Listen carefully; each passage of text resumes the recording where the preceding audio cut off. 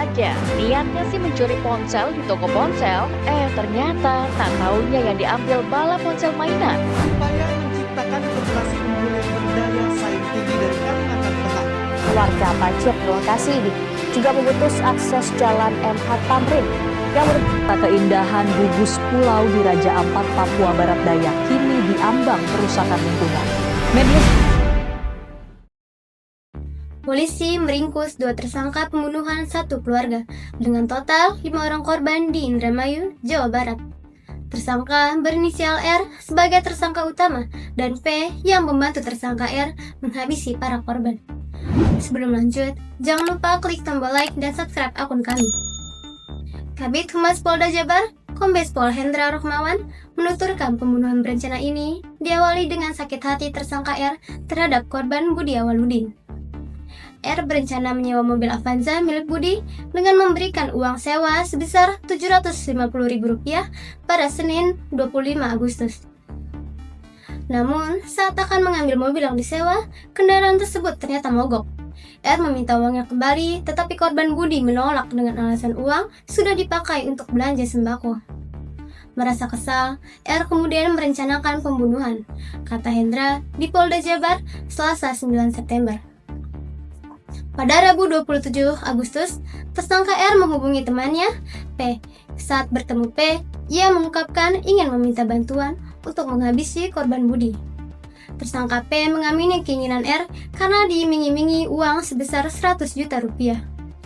Kemudian malam harinya, sekitar pukul 9 malam, tersangka membeli pacul dan menyimpannya di rumah P. Keesokan harinya, Kamis 28 Agustus, sekitar pukul 6 sore, tersangka R menghubungi P untuk datang ke rumahnya. Malam itu, sekitar pukul 11 malam, keduanya tiba di rumah korban, dan R berpura-pura mengajak Budi bekerja sama dalam bisnis jual beli minyak goreng. Korban Budi pun mengamini ajakan bisnis tersebut. Lalu pada pukul 1 dini hari, kedua tersangka mengajak korban untuk melihat gudang rumah Budi yang akan dijadikan tempat penyimpanan minyak. Saat itu, korban Budi langsung dihantam dengan pipa besi oleh tersangka R. Tersangka R memukul korban Budi dengan pipa besi sampai dipastikan tak bernyawa, ujar Hendra. Setelah itu, tersangka R kemudian masuk ke kamar Sahroni yang merupakan bapak kandung Budi dan memukulnya, sementara tersangka P berjaga di pintu. Usai korban Sahroni dihabisi, tersangka R menuju kamar Uis yakni istri Budi dan memukul kepala Uis serta anak pertama Budi bernama Ratu yang sedang tidur.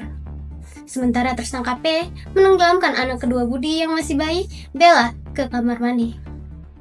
Usai menghabisi para korban, kedua tersangka merapikan kondisi rumah dan mencuri barang berharga, yakni uang tunai sejumlah Rp7 juta serta 3 unit handphone.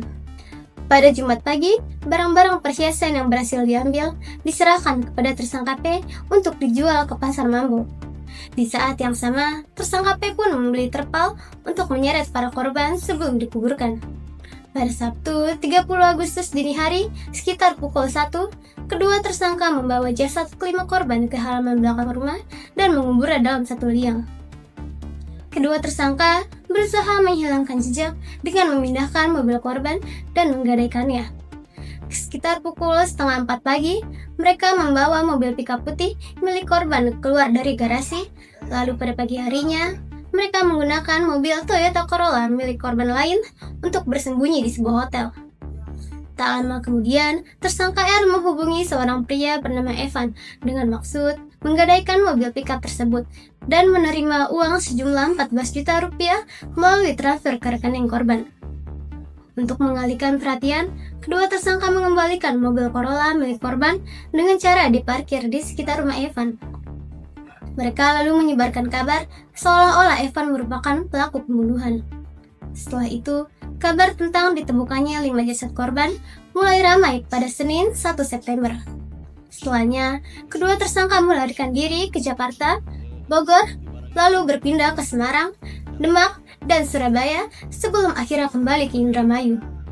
Pelarian keduanya berakhir pada Senin 8 September saat hendak berangkat ke laut sebagai anak buah kapal di Kecamatan Kedokan Bundar. Polisi berhasil menangkap mereka setelah melawan dengan terpaksa dilumpuhkan di bagian kaki. Dari lokasi, polisi menyita sejumlah barang bukti, termasuk cangkul, terpal dengan bercak darah, 1 unit mobil pickup, 1 unit mobil Corolla, hingga bukti transaksi gadai. Kedua tersangka dijerat pasal 340 KUHP tentang pembunuhan berencana dengan ancaman pidana mati, seumur hidup, atau 20 tahun penjara.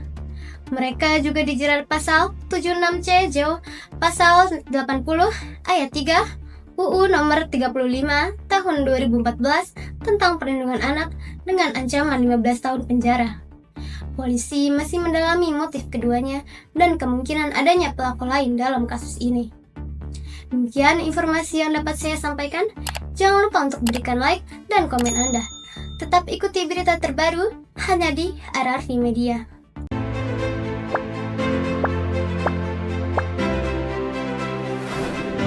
Ada-ada saja, niatnya sih mencuri ponsel di toko ponsel, ternyata tak taunya yang diambil bala ponsel mainan.